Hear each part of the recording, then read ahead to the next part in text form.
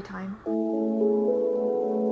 Now, I was debating whether or not I wanted to share this with you guys for quite a while. So when I was younger, I was always super energetic. I loved to be outside, play volleyball, soccer, tennis, skateboarding.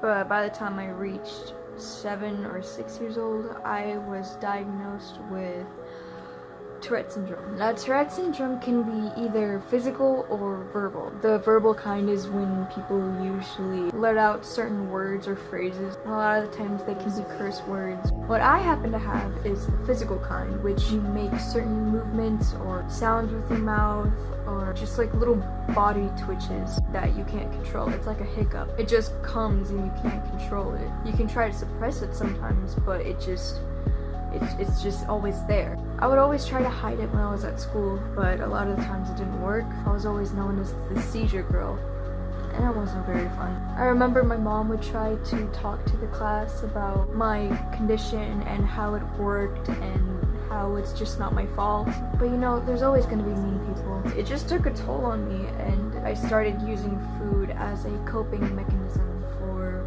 my Tourette's. I know it was not the healthiest option. Sometimes I don't even know what I wanted to do when it came to food. Sometimes I would starve myself. Sometimes I would eat constantly.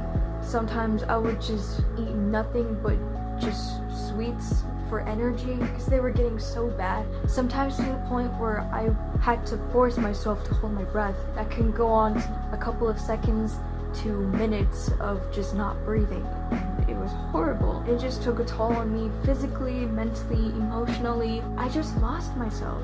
Not only was I getting bullied for my Tourette's, I was now getting bullied for my weight because I ended up gaining over 160 pounds as a 16-year-old, 5'2" girl.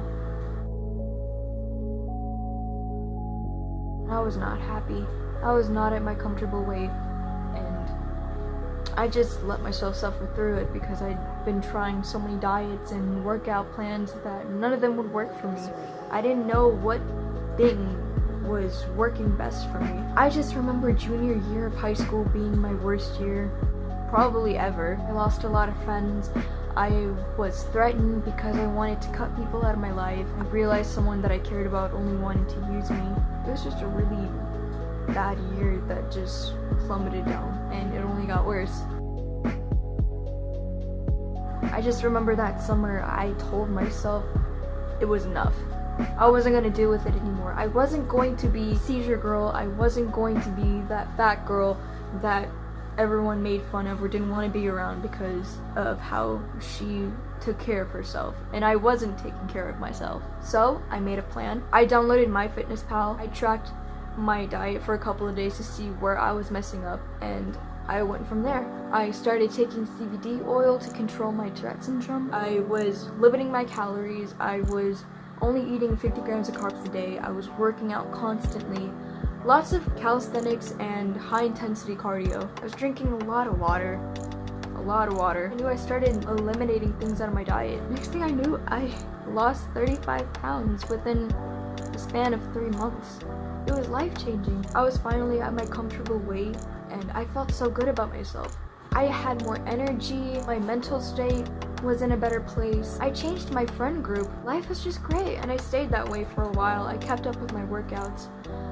However, once college started, it's been kind of wishy-washy. And I was okay at first, but October was not my month. I did not work out at all. I stopped going to the gym, stopped eating healthy. I just used the holidays as an excuse, even though it wasn't the day of the holiday. I would just be eating junk food for no reason. I checked my weight on the scale, and it said that I only gained like 3 pounds. But I don't need the scale in my home to tell me how my diet and my habits have been affecting me. I don't have the same energy as I used to. I don't have the motivation. It's showing in my body, it's showing in my mental, emotional state. I just knew that I wasn't healthy anymore. I know that I can't keep doing this. I can't use the holidays as an excuse or school as an excuse to let myself go again. I don't want to go back to where I used to be. So I have decided to make my very first Soy Joy challenge of the holidays.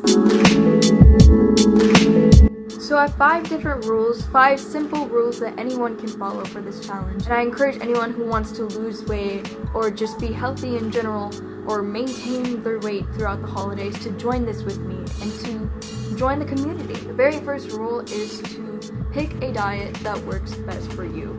A diet or a lifestyle, whether that's veganism or something light as just removing dairy and sugar away. That's what I'm personally gonna do. And although you can choose whatever diet you wish to use, I highly recommend to avoid sugar as much as possible. Sugar is an addiction, it's a killer, it'll control your life. No joke, it is like heroin. Please don't do cocaine! Hey! Cocaine ruin your brain! What? Please don't do cocaine! Hey! The third rule of the challenge is to drink as much water as you possibly can. Well, don't overdo it. They usually say that you need like 8 glasses of water a day, so if you can reach at least close to 8 glasses of water a day, then you're solid. Gotta get that clear skin, bro. The fourth rule of the challenge is to move around at least a little bit every day. Now, you don't have to go crazy, because everyone's life is busy. If you can't work out one day, that's fine. Just do something light, like taking the stairs or riding your bike. Doing yoga is even a challenge. And finally, the 5th rule of the challenge is to save your cheat days for the holidays. I know, but trust me, it is not impossible. And you know, it's gonna be so worth it in the end too. Now, I understand if people are traveling and they're wanting to try this new dessert or dish or something that they're never going to experience again, then go for it. Just don't overdo it. Now, those are my 5 rules for the challenge. If y'all have any tips of your own, feel free to share in the comments below. I'd love to hear them. I'm sure everyone else would love to hear them. Anything helps, because we're all a community. We're all in this together, and we're gonna break this together. We're gonna walk into 2020 with a happier and healthier version of us. It's gonna be hard, but it's gonna be hard for me too. I know you can do it. And I'm gonna be with you on this journey, so you're not gonna be alone.